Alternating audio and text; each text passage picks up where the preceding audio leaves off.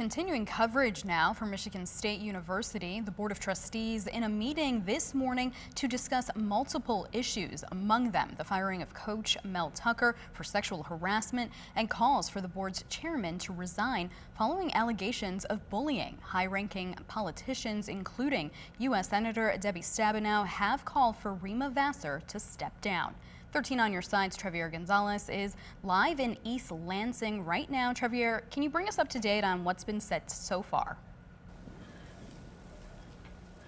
Yeah, this meeting started at 9 o'clock, Veronica. I thought it would be done by now, but it is still going on. We heard a lot of public comment, and there has been a lot of pressure to address all of these really complicated issues that almost feel like they've been plaguing kind of the student community here and really just MSU in general. When it comes to all of these issues, it really wasn't the board who addressed it. Instead, it was all of the people who spoke during public comment. It took about an hour for us to get to that point, but the picture of what I got from here was that this community here is frustrated. I want to say this was a trifecta, but there's just been so much that has been weighing down this university. Now, we mentioned Rima Vassar and the calls for her to step down, but students really came out in support of her entirely.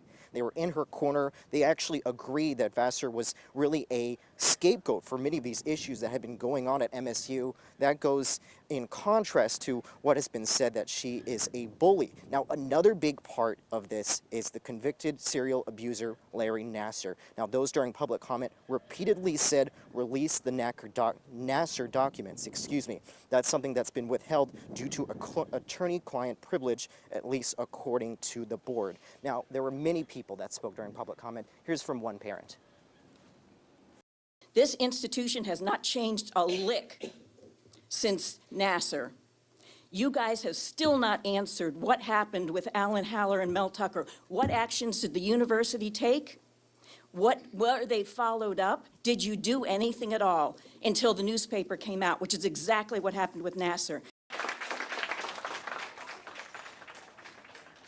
In total, we had really almost 30 speakers during this public comment session. It's possible that meeting is still happening as I speak right now, but really so many students came up to that pulpit or to that chair, to this lectern, to say that they are not proud to be a Spartan right now. Mel Tucker's firing, of course, was also brought up, as well as the investigation. Not specifically the fact that this name was leaked, but really this is just the culmination of so much. Now, when it comes to any action, the board chair actually did attempt to make a motion to release those Nassar documents, but my understanding is due to the way the process works in making that happen, this is something that would require a special meeting, and so no real process was been made, at least officially. It's possible there could be a special meeting, but that's not something that I ended up hearing in that meeting. We're going to go back up there, try to see if there's anything else that we're able to update with you for now, but we're live here in East Lansing. Trevier Gonzalez, 13 on your side.